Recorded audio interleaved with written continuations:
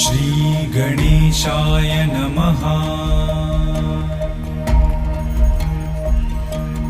ॐ जपाकुसुमसङ्काशं काश्यपेयं महाद्युतिं तमोरिं सर्वपापघ्नं प्रणतोऽस्मि दिवाकरम्। ॐ दधिशङ्खतुषाराभं क्षीरोदार्णवसम्भवं नमामि शशिनं सोमं शम्भोर्मुकुटभूषणम्।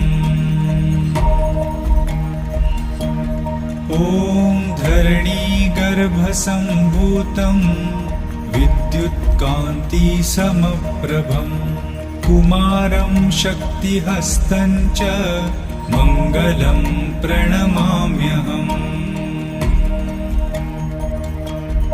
ॐ प्रियङ्गुकलिकाश्यामं रूपेणाप्रतिमं बुधं सौम्यं सौम्यगुणोपेतं तं बुधं प्रणमाम्यहम्।